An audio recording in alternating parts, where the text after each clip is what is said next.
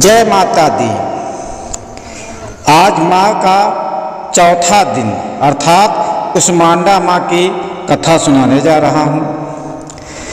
सुरा संपूर्ण कलशम रुधिराप्लुतमेव च दधानाम हस्त पद्माभ्याम कुष्मांडा शुभदास्तु मेह।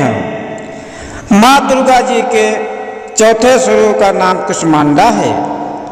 अपनी मंद हल्की हंसी द्वारा अंड अर्थात ब्रह्मांड को उत्पन्न करने के कारण इन्हें कुष्मांडा देवी के नाम से अभिहित किया गया है।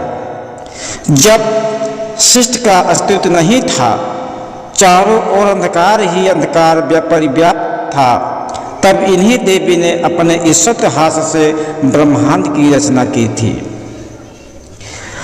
अतः यही सृष्टि की आदि स्वरूपा आदि शक्ति हैं। इनके पूर्व ब्रह्मांड का अस्तित्व था ही नहीं। इनका निवास सूर्य मंडल के भीतर के लोक में है। सूर्य लोक में निवास कर सकने की क्षमता और शक्ति केवल इन्हीं में है। इनके शरीर की कांति और प्रभा भी सूर्य के समान ही देदीप्यमान और भावसर है। इनके तेज की तुलना इसी से की जाती है और कोई भी देवी देवता इन्हें तेज और प्रभाव की समता नहीं कर सकते। इन्हीं की तेज और प्रकाश से दसों दिशाएं प्रकाशित हो रही है। ब्रह्मांड की सभी वस्तुओं और प्राणियों में अवस्थित तेज इन्हीं की छाया है। इनकी 8 भुजाएं हैं भक्तों, अतः ये अष्टभुजा देवी के नाम से भी विख्यात है।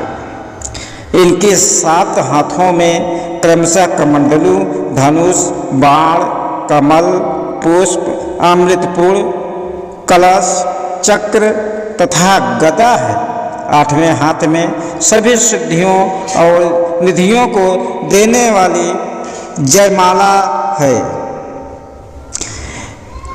इसका वाहन सिंह है। संस्कृत भाषा में कुष्मांडा कुम्हड़े को कहते हैं। बलियों में कुम्हड़े की बलि इन्हें सर्वाधिक प्रिय है। इस कारण से भी ये कुष्मांडा कही जाती हैं। नवरात्र पूजन के चौथे दिन कुष्मांडा देवी के स्वरूप की ही उपासना की जाती है। इस दिन साधक का मन अनाहत चक्र में अवस्थित होता है।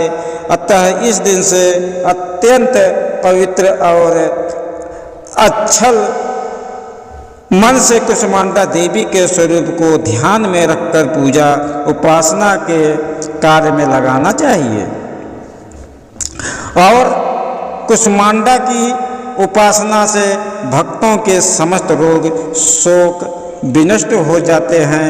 इनकी भक्ति से आयुष, बल और आरोग्य की वृद्धि होती है।